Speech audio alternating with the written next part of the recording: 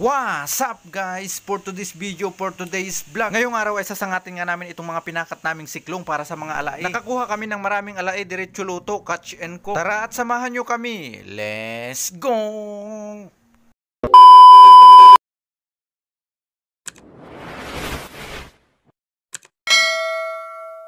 Yo, kumusta mga kabule? Dito nga'y maaga pa lang ay naglakad na kami papunta sa Kanipaan para nga asangatin ang pinakat naming siklong kahapon. Hindi na nga namin nakuha na ng video ang aming paglalatag ng siklong kahapon dahil hapon na baka kami ay abutin ng gabi. Dahil nga dalawa lamang kami tapos matrabaho pa ang pagpapakat ng alae, hindi kagaya ng sadako. Dahil nga ang alae ay maraming salbagan na butas, kailangan munang hukayin bago lagyan ng siklong. Kailangan nga munang hukayin hanggang isa na lang ang butas para sigurado ang huli, hindi pagal-aso. Bago nga tayo mag-aso-aso ay pakilala ko muna itong kasama kong aso ay tao. Ang kasama ko nga ngayong araw ay si Nano Casanova, putot ni Jackson. Napakasarap nga talagang mamuhay dito sa probinsya dahil marami ka talagang pwedeng magagawa. Lalo na kapag malapit kayo sa dagat kung saan pwedeng mangisda at dito sa Katikit kung saan pwedeng maniklong. Dito nga sa amin sa probinsya ay madalang nga lang kami bumili ng aming mga pang-ulam pang araw-araw basta marunong ka lang dumiskarte. Dahil nga sa mga natatanging yaman itong aming bayang Bulinaw, Pangasinan. Nandito na nga kami sa Kanipaan at hinahanap na namin isa-isa ang mga pinakat naming siklong. Halos agkabaw na nga kami dito dahil nakalimutan namin kung saan namin pinakat ang iba naming siklong. Ang ibang siklong ay ipinakat na nga lang namin sa dako dahil hapon na kaysa naman hindi namin maipakat. Dito habang sinasangat nga namin isa-isa itong aming pinakat na siklong ay hindi ko muna i-voice over para makita nyo naman ang mga tunay na naganap. Dito tayo sa Kanipaan mga idol.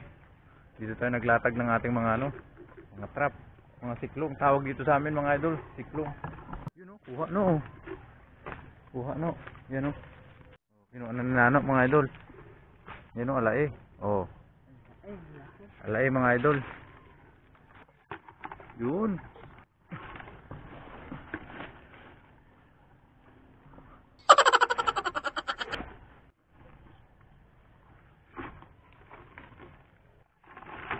Yun.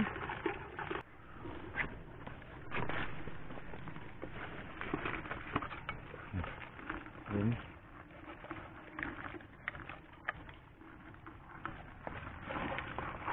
Yun. O yan mga idol. Mali no? Wala yan. Ay, ganyan talaga mga idol, mga kabuli. May sablay, mayroong hindi talaga may iwasan yung may sumasablay. Yun yung mga inano. Hindi nakuha yun mga idol. Pero ayos na rin kasi may huli na rin tayo. Bali may kukunin pa tayo mga idol. Yan na. Nakahuli na tayo ng 4. Yan o. Kukunin pa tayo. Sana makuha yung mga yon para dagdag dito sa huli natin. Yun o, tinamaan no. Kuha ito, dako ito mga idol. Kunin mo no. Ayan. Kuha. Sana hindi niya nakalabit. Dako. O yun. Lagyan na o. Yun. Yun o, tinamaan na naman yun mga idol o. Yun o, no, tinamaan na naman. Ito. Kinalugnan. Yun. Naman mga idol. Oh. May ulam na. Yun pa. Oh, kuha na naman yun idol oh. Alay yan. Alay. Alay yan idol.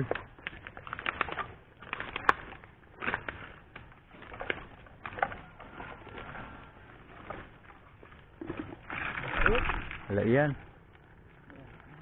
Alay na naman mga idol. Ay. Oh, ay. Sinamay ko yun pa.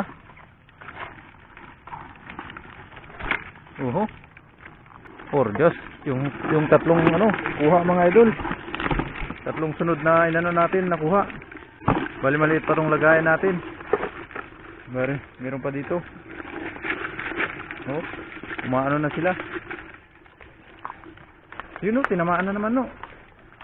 Yun o, yung dalawa dito tinamaan na naman. Yan o. Alain na naman yan eh. Alay na. Alain na naman. Yun o. Ay, muntik pa makawala o. Oh, inipit na yung niya o. Kalasag. Yun. Grabe. 5 ata yung alain. Kuha rin yun o. Kunin mo na yun. Dako yun eh. Yun o. Ay, kuha pa tayo dun mga idol.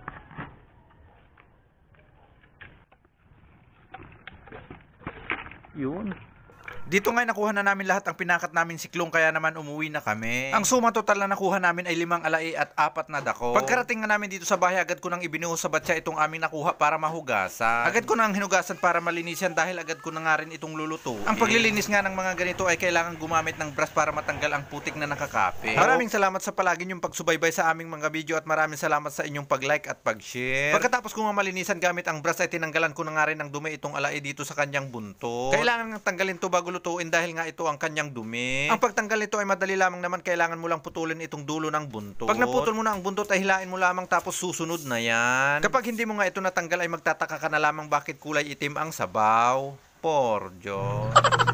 Dito nga pagkatapos kong nalinisan lahat ay nagsiga na ako sa kahoy. Nang umapoy na nga ay sinalang ko na itong aming kasirola na dati naming rice cooker. Nilagyan ko na rin ng isang pirasong tinirip-tirip na sibuyas. Nilagyan ko rin ito ng sinigang mix, hindi ko lang nakuha na ng video. Mas sarap nga sana kapag bunga ng sampalok ang pang-asim dito, kaso tinamlad ko lang na kumuha. Takpan muna natin itong kaldero para mas madaling kumulo at madaling maluto para nga makakain na tayo. Mabuti na lang at tinakpan natin yung kaldero, pagkabukas nga natin ulit ay luto na nga agad na akong sumandok. Piners higop ko na nga itong sabaw, napakasarap ang lasa nga nito o yung parang sabaw nila sa inasal. Tara mga kabuli, ilabas nyo na ang inyong mga kinlaban at kakain na tayo. Gusto ko nga lang ulit magpasalamat mga kabuli dahil sinubaybayan nyo na naman itong aming munting pelikula hanggang dito sa dulo. At kung nagustuhan nyo itong aking munting palabas ay sana huwag nyo naman kalimutang i-like at i-share itong aking video. Kita-kits na lang po ulit tayo sa aming next episode.